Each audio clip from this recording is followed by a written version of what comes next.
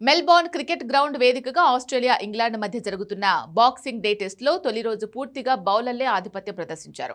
యాషెస్లో భాగంగా జరుగుతున్న ఈ 4వ టెస్టులో మొదటి రోజే 20 వికెట్లు నేలకూలాయి. దీంతో మొదటి రోజే రెండు జట్ల తొలి ఇన్నింగ్స్ ముగిసింది. తొలుత బ్యాటింగ్ చేసిన ఆస్ట్రేలియాను 152 పరుగులకు ఇంగ్లాండ్ ఆలౌట్ చేసింది. అనంతరం బ్యాటింగ్ చేసిన ఇంగ్లాండ్ను ఆసీస్ 110 పరుగులకే కుప్పకూల్చింది.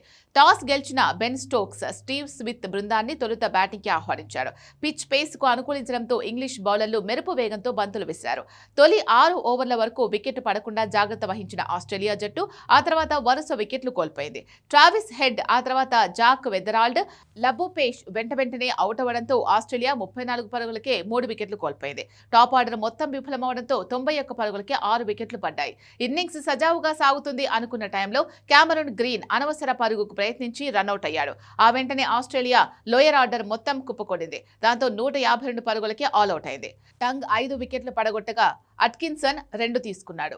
ఆసీస్ ను తక్కువ స్కోర్ కి ఆల్అౌట్ చేసిన ఆనందం ఇంగ్లాండ్ కు ఎంతసేపు నిలవలేదు. ఎందుకంటే ఇంగ్లాండ్ ఇంకా దారుణమైన పరిస్థితి ఎదుర్కొంది.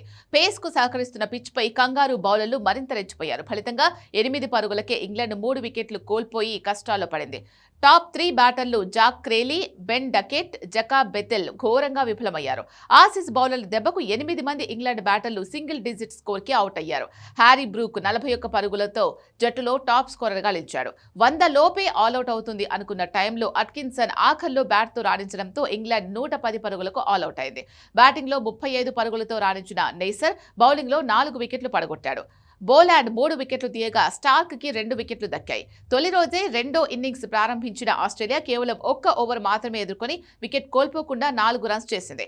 తొలి ఇన్నింగ్స్ లో 42 పరుగుల ఆధిక్యం లభించడంతో మొదటి రోజు ఆట ముగిసే సమయానికి ఆస్ట్రేలియా 46 పరుగుల లీడింగ్ లో ఉంది.